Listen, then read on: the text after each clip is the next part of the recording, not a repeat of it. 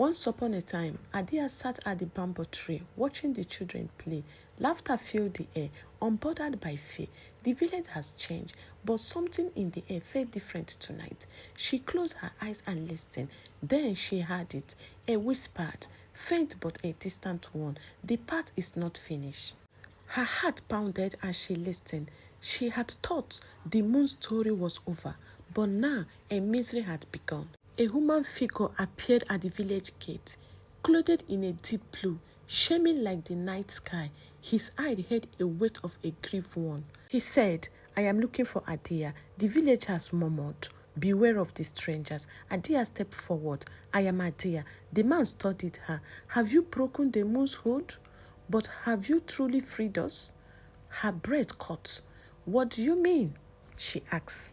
He turned his eyes to the sky. The moon was never just a ruler, it was a guardian, and now something else is coming. The stranger introduced himself as Kano, a traveler from a distant village. "My people lived as you once did, ruled by the moon, but when it vanished, the balance shifted. Now something serious is about to struck the village." I frowned. "What are you saying?" Kalmo's voice lowered. "Without moon, another force will rise to take up his place." Villagers watched and listened in silence. She shifted her feet to balance her stand. She had fought so hard for freedom. Was there yet another battle ahead? He stood at the gate, his eyes filled with trophy. "You thought you could erase tradition, but you have only invited a great power." Adia stepped forward. "What have you done?" "I have found a new master." Behind him, the tree rusted and a deep shadow moved. A creature emerged from the forest, its body darkened and a growing eyes like an amber.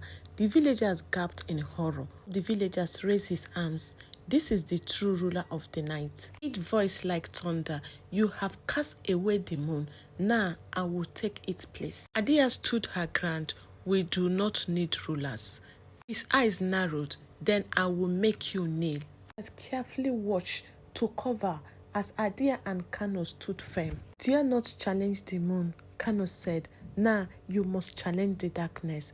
Adia took a deep breath. "Then let's send it, and let's end this way." He quickly grabbed a torch and ran towards the beast. The flame flickered against the creature's dark form, but did not burn it. Aura laughed. "You cannot defeat it." Kamo, the beast roared. "You do not understand. The moon do not rule you. It protected you from me." Adia's heart kept pounding. Had she made a mistake? Kano stepped forward. "Then why did it never tell us?" The beast pulled down in fear because fear was the only way to keep you safe. Adia took his head. "No, we do not need fear.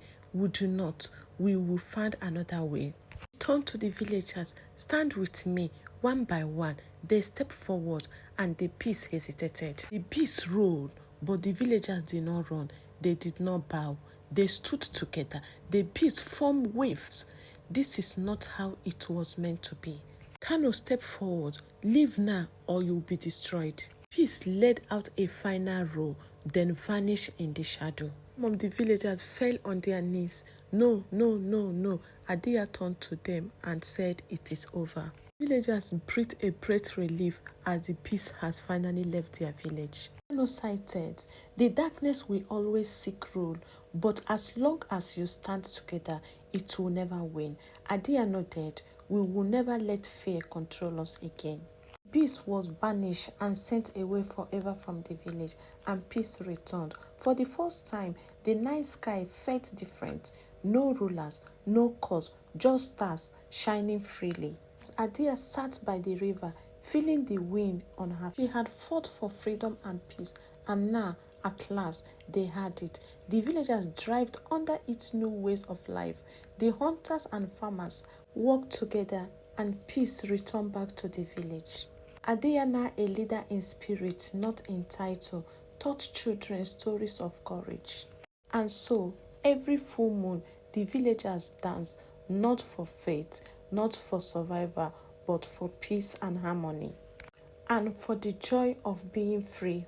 So, the last moon dance became a tradition, a reminder that they had chosen their own path, a path that will never be walked in fear again. Adia stood at the riverside, staring at the moon reflection in the water. Though the village was at peace now, she couldn't shake the feelings that something was unfinished. The battle with the bees had ended, but what if it was only the beginning of something greater? Kano approaches her step by step. You still feel it, don't you? Adia nodded. The moon is gone, but the air is still heavy, as if something else is awaiting us. Clutched beside her, picked up a smooth stone. He toasted it into the river, watched the bubbles spread. Balance was broken when the moon was taken. Something will always try to fill the space it left behind. Adia clutched her feet. Then we must be ready. That night, she walked through the village, listening. The wind carried a whisper again, but this time they were different. Instead of warning, they seemed to be calling. She followed them to the scaring grove, the place where the village elders once spoke with the spirits. The air was thick, but the scent of the old wood and damped air, a faint growing chemist between the tree. Adea took a deep breath and stepped forward. Immediately she crossed the whisper. It became a voice.